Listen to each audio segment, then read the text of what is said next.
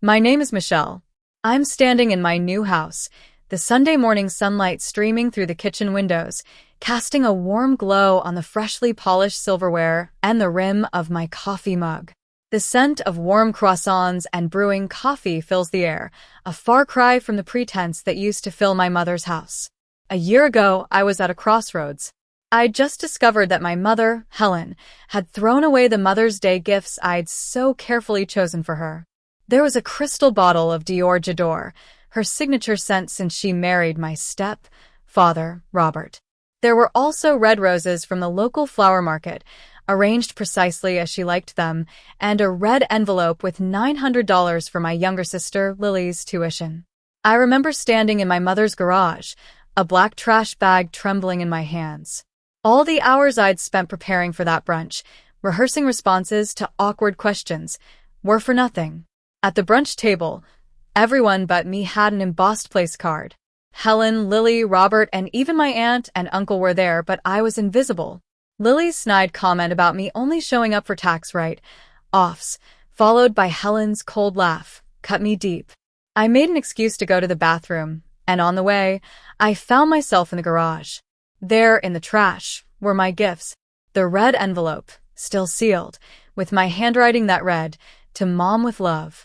Inside were the crisp bills, a symbol of my love and obligation. My throat burned, but I refused to cry. As I drove away, I felt a shift inside me. Years of trying to fit into a family that never truly wanted me crystallized into a moment of clarity. I'd been paying the utilities for their house, contributing to Lily's tuition, and even helping Robert with his real estate business for free. When I got home, I decided to take action. I sent an email to Helen, letting her know about the money in the envelope. Then, I started canceling all the automatic payments I'd set up over the years. I also revised the recommendation letter I'd written for Robert's real estate application. My family didn't take it well. Helen called and texted me constantly, panicking about the utility bills and Robert's lost contracts. Lily accused me of ruining her life, and Robert tried to guilt-trip me. But I stood my ground. A few weeks later, Helen showed up at my office, making a scene. She demanded that I fix what I'd broken. I calmly told her that maybe they should have stopped treating me like an ATM. Security had to escort her out. After that, I transferred to a branch in another city. The new apartment was small but mine, and it was filled with a peace I'd never felt before. I started to build a new life with my friends and colleagues. One day, Helen came to my apartment. She tried to explain that it was all a misunderstanding, but I saw through her lies.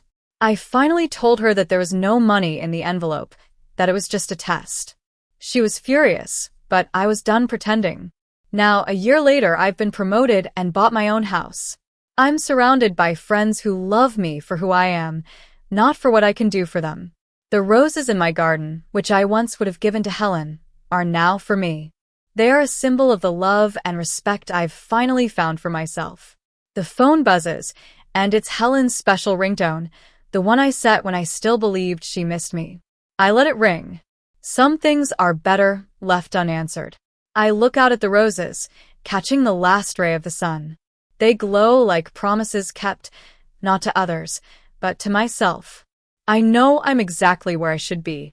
I've learned that sometimes the bravest thing we can do is to stop playing roles in other people's stories and start writing our own. And I'm ready to embrace every page of my new story.